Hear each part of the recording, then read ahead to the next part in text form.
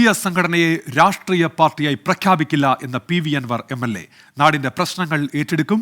ഇന്ന് വൈകിട്ട് മഞ്ചേരിയിൽ നടക്കുന്ന പൊതുസമ്മേളനത്തിൽ തമിഴ്നാട്ടിലെ DMK-യുടെ നിരീക്ഷകർ പങ്കെടുക്കുമെന്നും പി.വി. അൻവർ പറഞ്ഞു. രാഷ്ട്രീയ പാർട്ടിയായി പ്രഖ്യാപിക്കാനുള്ള ടെക്നിക്കലായിട്ടുള്ള ചില പ്രശ്നങ്ങളുണ്ട്. അപ്പം അതിൻ്റെ ഒരു ഫ്ലോയിൽ നടക്കും. നമ്മളിപ്പോൾ ഞാൻ ഉയർത്തിയ ഈ വിഷയം, നാട് അഭിമുഖീകരിക്കുന്ന ഈ പ്രതിസന്ധികൾ, അതുപോലെ നമ്മൾ അഡ്രസ്സ് ചെയ്യപ്പെടേണ്ട ഒട്ടനവധി വിഷയങ്ങളുണ്ട്. ഒരു കാലത്തും അഡ്രസ്സ് ചെയ്യപ്പെടാതെ പോയിട്ടുള്ള ചില വിഷയങ്ങൾ അത് പൊതുസമൂഹത്തിലേക്ക് ഉന്നയിക്കുകയാണ്. അതിൻ്റെ ഒരു വിശദീകരണ കരട് ഇന്നത്തെ യോഗത്തിൽ കേരളത്തിലെ ജനങ്ങൾക്ക് മുമ്പ് വെക്കാനാണ് ഉദ്ദേശിക്കുന്നത്. LDF നിയമസഭാ കക്ഷിയിൽ നിന്ന് തന്നെ പുറത്താക്കിയതായി ഇതുവരെ അറിയിപ്പ് ലഭിച്ചിട്ടില്ലെന്നും പി.വി. അൻവർ പറഞ്ഞു. നിയമസഭയിൽ സീറ്റ് മാറ്റിയത് എന്തടിസ്ഥാനത്തിലാണ് എന്ന് ചോദിച്ച് സ്പീക്കർക്ക് കത്ത് നൽകിയതായും അദ്ദേഹം വ്യക്തമാക്കി. ലീഗൽ റൈറ്റ് ഉണ്ടെങ്കിൽ പോലും നാളെ രാവിലെ തന്നെ എന്നെ സസ്പെൻഡ് ചെയ്യപ്പെടാം. നിയമസഭയിൽ നിന്ന് ഒരു തർക്കമില്ല. എന്നെ പാർട്ടിയിൽ നിന്ന് ഇതുവരെ പാർലമെന്ററി പാർട്ടിയിൽ നിന്ന് പുറത്താക്കിയ നോട്ടീസ് കിട്ടിയിട്ടില്ല. ഞാൻ സ്പീക്കർക്ക് കത്ത് കൊടുത്തിട്ടുണ്ട്. ഞാൻ എൻ്റെ സീറ്റ് മാറ്റിയത് എന്തിനടിസ്ഥാനത്തിലാണ്, പ്രതിപക്ഷ ബെഞ്ചിലേക്ക് എന്തടിസ്ഥാനത്തിലാണ് എന്നെ മാറ്റിയത്, അതിൻ്റെ കാരണം അറിയിക്കണമെന്ന് പറഞ്ഞ് കത്ത് കൊടുത്തിട്ടുണ്ട്. ആ കത്തിന് മറുപടി കിട്ടുമോ നോക്കട്ടെ. ആ മറുപടിക്കനുസരിച്ചായിരിക്കും ഈ നിലപാട് സ്വീകരിക്കുക. അപ്പോൾ പിന്നെ ഇത്രയൊക്കെ ഈ പറയുന്ന നിയമപരിരക്ഷയുടെ ഉള്ളിൽ നിന്നുകൊണ്ട് ഞാൻ പ്രവർത്തിച്ചാൽ പോലും നാളെ പൊളിറ്റിക്കലി എന്നെ സസ്പെൻഡ് ചെയ്യുകയാണെങ്കിൽ എൻ്റെ പ്രതീക്ഷ കേരളത്തിലെ അല്ലെങ്കിൽ ഇന്ത്യയിലെ നിയമവ്യവസ്ഥിതിയിലാണ്. Democratic movement of Kerala people എന്ന പേരിലാണ് പി.വി. അൻവർ പുതിയ സംഘടന പ്രഖ്യാപിക്കാൻ പോകുന്നത്. ഹാഷ്മി താജ് ഇബ്രാഹിം, വിപിൻ സി വിജയൻ എന്നിവർ ചേരുന്നുണ്ട്. ആദ്യം ഹാഷ്മി താജ് ഇബ്രാഹിമിലേക്കാണ്. ഹാഷ്മി, വാർത്താ സമ്മേളനത്തിൽ തൻ്റെ മുൻ നിലപാടുകൾ ആവർത്തിക്കുന്നു, ഒപ്പം ചില പുതിയ പ്രഖ്യാപനങ്ങളും. എന്താണ് പി.വി. അൻവർ കാണുന്ന ഭാവി? ഹാഷ്മി. ഉറപ്പായും ഉന്മേഷ്, പി.വി. അൻവർ മുൻ നിലപാടുകൾ ആവർത്തിക്കുന്നതെന്ന് മാത്രമല്ല, അത് കുറച്ചുകൂടി ശക്തമാക്കുന്നു, കുറച്ചുകൂടി സ്ട്രോങ് ആക്കുന്നു. പിണറായി വിജയൻ അദ്ദേഹത്തിന്റെ ഈ കാലയളവ് പോലും പൂർത്തിയാക്കാൻ കഴിയില്ല. നേരത്തെ LDF ശിഥിലീകരിക്കപ്പെടുമെന്ന് പ്രതിപക്ഷത പറഞ്ഞതിനോട് ചേർത്ത് ചില കാര്യങ്ങൾ കൂടി പറയാതെ പറയുന്നു പി.വി. അൻവർ. എന്തായാലും പുത്തൻവീട്ടിൽ അൻവർ എന്ന പി.വി. അൻവർ തുറക്കുന്ന പുതിയ രാഷ്ട്രീയ വഴികളെക്കുറിച്ച് സജീവ ചർച്ചയിലാണ് രാഷ്ട്രീയ കേരളം. ഉന്മേഷ്, ഇന്ന് വൈകിട്ട് മഞ്ചേരിയിലാണ് ഈ പറയുന്ന നയപ്രഖ്യാപന സമ്മേളനം ഉണ്ടാകുന്നത്. രാഷ്ട്രീയ പാർട്ടി എന്ന നിലയ്ക്ക് ഇപ്പോൾ രൂപീകരിക്കാത്തതിന് കാരണം ഇപ്പോൾ ചില ടെക്നിക്കൽ സാങ്കേതികതയെപ്പറ്റി പി.വി. അൻവർ പറയുന്നുണ്ട്. നമുക്കറിയാം, ഇപ്പോൾ രാഷ്ട്രീയ പാർട്ടി രൂപീകരിച്ചാൽ LDF സ്വതന്ത്രമായി വിജയിച്ച പി.വി. അൻവറിന് അയോഗ്യത അടക്കമുള്ള ചില പ്രശ്നങ്ങൾ അവിടെ നേരിടേണ്ടി വരും. അത് ഒഴിവാക്കാൻ കൂടിയാണ് ഇപ്പോൾ ഈ രീതിയിൽ ഒരു democratic movement of Kerala DMK എന്ന നമ്മുടെ ഇവിടുത്തെ പ്രാദേശിക DMK-ആയി ഒരു സാമൂഹ്യ മുന്നേറ്റമായി അത് രൂപീകരിക്കുന്നു. അതിന്റെ വളർച്ചയിൽ പഞ്ചായത്ത് അടിസ്ഥാനത്തിൽ, ബ്ലോക്ക് അടിസ്ഥാനത്തിലൊക്കെ അതിന് കമ്മിറ്റികൾ ഉണ്ടാകുന്നു. അതിനുശേഷം ഉറപ്പായും അത് രാഷ്ട്രീയ വഴിയിലേക്ക് തന്നെ വരുന്നു എന്നുള്ളതിനാണ് പി.വി. അൻവർ നൽകുന്ന സൂചന. അതിന്റെ പേര് DMK എന്നാണെങ്കിൽ തമിഴകത്തെ ഒറിജിനൽ ദ്രാവിഡ മുന്നേറ്റ കഴകം എന്ന റിയൽ DMK-യുമായുള്ള ചർച്ചകൾ ഏതാണ്ടൊക്കെ ഒരു ഘട്ടം പൂർത്തിയാക്കി, സാലിനുമായുള്ള ചർച്ചകളൊക്കെ പൂർത്തിയാക്കിയ ശേഷമാണ് ചെന്നൈയിൽ നിന്ന് രാവിലെ നിലമ്പൂരിൽ പി.വി. അൻവർ എത്തുന്നത്. ഇന്ന് വൈകിട്ട് മഞ്ചേരിയിൽ അതിലേക്ക് പോകുന്ന ഉന്മേഷ്, നമുക്കറിയാം മലപ്പുറം SP-യുമായുള്ള ഒരു വേദിയിലെ തർക്കം, പിന്നെ അതൊരു ക്യാമ്പ് ഓഫീസിലെ മരമുറി, അതിനുശേഷം അത് ADGP M.R. രാജ്കുമാറിലേക്ക് നീളുന്നത്, അതിനുശേഷം അത് P. ശശിയിലേക്ക്, പിന്നീട് മുഖ്യമന്ത്രി പിണറായി വിജയനിലേക്ക്, പാർട്ടിയിലേക്കൊക്കെ ഓരോ ഘട്ടമായി അൻവറിന്റെ നീക്കങ്ങൾ നമ്മൾ കണ്ടതാണ്. ഓരോന്നും അളന്നു കുറിച്ച കൃത്യമായ രാഷ്ട്രീയ നീക്കങ്ങളാണെന്ന് ഉറപ്പായും പറയാം. ഒരുപക്ഷെ അൻവർ എടുത്തുചാടി ചെയ്യുന്നതാണോ DMK-യുമായിട്ട് ആലോചന എന്നൊക്കെയുള്ള സംശയം ആർക്കെങ്കിലും ഉണ്ടായാൽ അങ്ങനെയല്ല.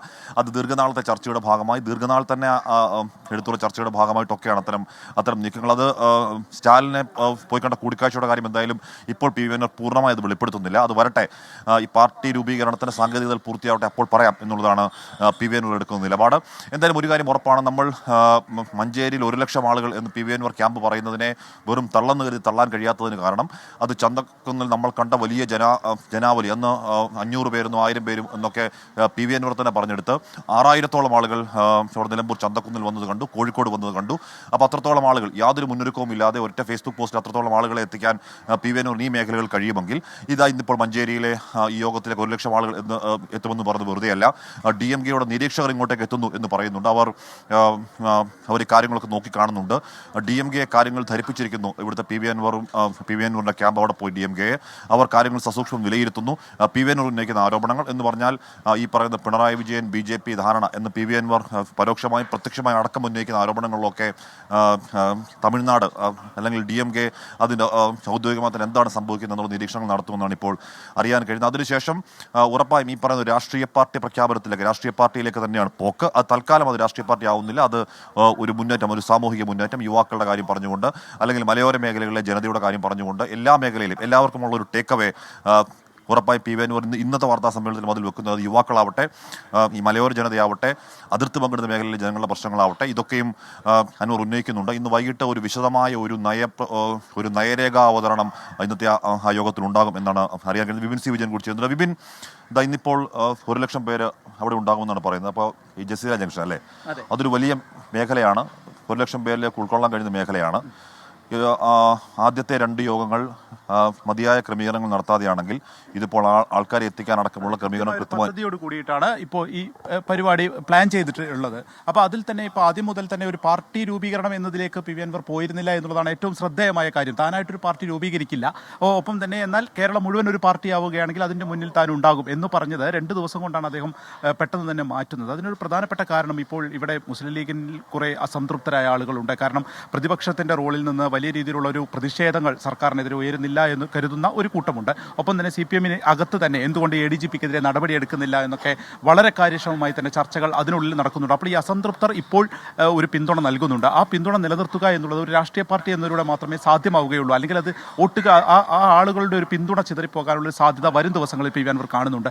അതുകൊണ്ട് തന്നെയാണ് ഒരു രാഷ്ട്രീയ പാർട്ടി എന്നതിലേക്ക് വളരെ വേഗം പോകുന്നത്. പിന്നീട് ആ രാഷ്ട്രീയ പാർട്ടിയുടെ അത് എങ്ങനെയായിരിക്കും അതിൻ്റെ മുന്നോട്ടുള്ള ഘടന, അതിൻ്റെ ഒരു രൂപീകരണം എങ്ങനെ എന്നുള്ള കാര്യങ്ങളായിരുന്നു പ്രധാന ചർച്ച. അപ്പോഴാണ് ഈ DMKയുമായിട്ടുള്ള ഒരു സഖ്യ സാധ്യത മുന്നോട്ട് വെച്ചുകൊണ്ട് ഇന്നലെ പരിപാടിയിൽ നടക്കുന്നത്. ഇപ്പോൾ ഏറ്റവും അവസാനമായി ഇന്നലെ അവിടെ DMKയുടെ ഒരു വേദിയിൽ തന്നെ അദ്ദേഹം പങ്കെടുത്തിട്ടുണ്ട് എന്നുള്ളതാണ്. കാരണം അവിടുത്തെ നേതാക്കളെ കണ്ട് അവിടെ നിന്നും തിരിച്ചു പോരുകയല്ല ചെയ്തിരിക്കുന്നത്, മറിച്ച് അവിടെയുള്ള ഒരു പരിപാടിയിൽ പങ്കെടുത്തിട്ടുണ്ട്. ഒരു പുസ്തക പ്രകാശന ചടങ്ങിലാണ്, DMKയുടെ പുസ്തക പ്രകാശന ചടങ്ങിൽ തന്നെ അദ്ദേഹം പങ്കെടുത്തിട്ടുണ്ട്. അതിൽ രാജ്യസഭാ അംഗങ്ങളായിട്ടുള്ള തിരുച്ചു ശിവയും അതുപോലെ തന്നെ MM അബ്ദുള്ളയും ഉള്ള പരിപാടിയിലായിരുന്നു. അവിടുന്ന് പൊന്നാട അണിയിച്ചുകൊണ്ടാണ് അദ്ദേഹത്തെ സ്വീകരിക്കുകയും ചെയ്തിട്ടുള്ളത്. അപ്പോൾ ഇന്ന് 3 നിരീക്ഷകരാണ്, നമ്മൾ പറഞ്ഞതുപോലെ തന്നെ 3 നിരീക്ഷകർ അവിടെ നിന്ന് വന്നിട്ടുണ്ട്. അവർ വേദിയിൽ ഉണ്ടാവില്ല, പക്ഷേ സദസ്സിലുണ്ടാവും.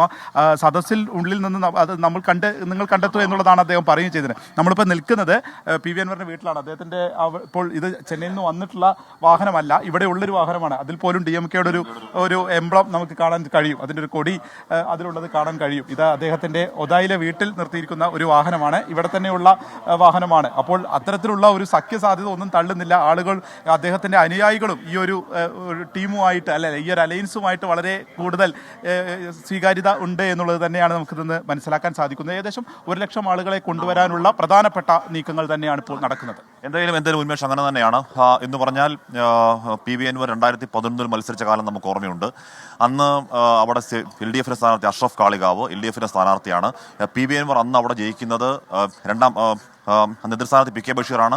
PK ബഷീറിന് പിന്നിൽ 2ാം സ്ഥാനത്തായിട്ട് 47,000-ലധികം വോട്ടുകൾ നേടിക്കൊണ്ട് PV അൻവർ 2ാമതേക്ക് വരുന്നു. അന്ന് അവിടെ മത്സരിച്ച LDF സ്ഥാനാർത്ഥി അഷ്റഫ് കാളികാവ് 4ാം സ്ഥാനത്ത്, BJPക്ക് പിന്നിൽ 4ാം സ്ഥാനത്തേക്ക് പോകുന്ന കാഴ്ച കണ്ടു. കേവലം 2,700 ചില്ലുവാന വോട്ടുകൾ മാത്രമാണ് LDF സ്ഥാനാർത്ഥിക്ക് അന്ന് നേടാൻ കഴിഞ്ഞത്.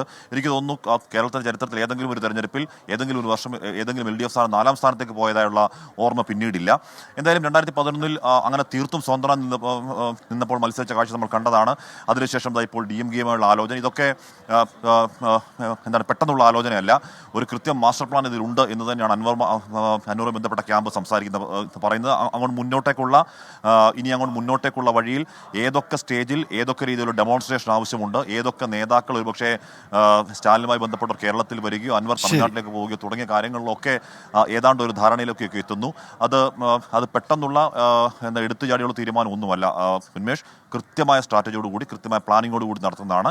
എന്തായാലും ഇന്ന് വൈകിട്ട് മഞ്ചേരിയിൽ അൻവർ പറയാൻ പോകുന്ന ഈ നയരേഖയിൽ എന്താണ് ഈ പാർട്ടിയുടെ ഉദ്ദേശ ലക്ഷ്യങ്ങൾ എന്ന് കൃത്യമായി തന്നെ അറിയാനും കഴിയും. ഉന്മേഷ്. ഹാഷ്മി താജ് ഇബ്രാഹിം, വിപിൻ C. വിജയനുമാണ് വിവരങ്ങൾ നൽകിയത്.